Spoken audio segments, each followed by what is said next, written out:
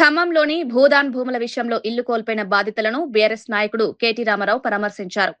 బాధితులతో నేరుగా మాట్లాడి వారి సమస్యలను తెలుసుకున్నారు. పేదల ఇళ్లపై ప్రభుత్వం అన్యాయంగా వ్యవహరిస్తోందని, ఇష్టారాజ్యంగా నిర్ణయాలు తీసుకుంటోందని విమర్శించారు. ఇల్లు కోల్పోయిన కుటుంబాలను వెంటనే న్యాయం చేయాలని డిమాండ్ చేశారు.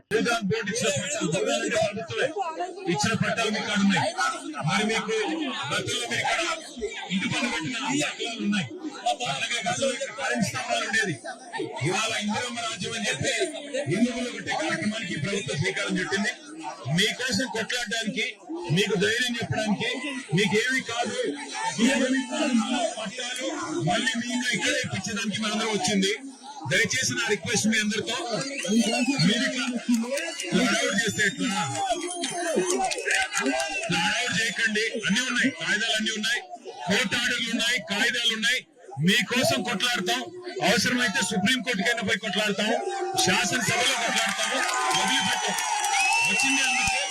దయచేసి ధైర్యంగా ఉండండి, ధైర్యంగా ఉండండి తల్లి, ధైర్యంగా ఉండండి. మళ్ళీ ఇక్కడే మీకు ఇల్లు కట్టించి ఇక్కడే గృహప్రవేశాలు చేయించే బాధ్యత మాది. అందుకోసమే వచ్చింది.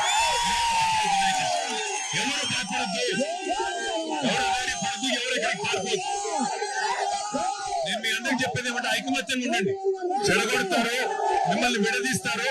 ఐకమత్యంగా ఉండండి, కలిసి ఉండండి, అంతే నా రిక్వెస్ట్. నిన్ననే మేము రావాలి నిజానికి ఇక్కడ, కానీ పోలీసులను పెట్టి, అధికారులను పెట్టి ఆటంకాలు కల్పించి ఇవాళ మేము ఇక్కడికి వస్తుంటే కూడా మిమ్మల్ని ఇక్కడికి రానికుండా చేసినారు. మిమ్మల్ని అక్కడ బంధిస్తే మీరు గోడల నుంచి వచ్చిన వాళ్ళు ఉన్నారు ఇక్కడికి. మేము వస్తే ఇక్కడ మీరు రాకూడదు. నేను ఒకటే మాట్లాడుతున్నా, ప్రభుత్వం తప్పు చేయకపోతే రమ్మనండి. ముగ్గురు మంత్రులు ఇక్కడ రమ్మనండి. వాళ్ళు వచ్చి చెప్పొచ్చు కదా, కలెక్టర్ రావాల, మంత్రులు రావాలి. తప్పు జరగకపోతే, మీది తప్పు అయితే వాళ్ళు వచ్చి చెప్పొచ్చు కదా. ఎందుకు ధైర్యం లేదు? తప్పు చేశారు.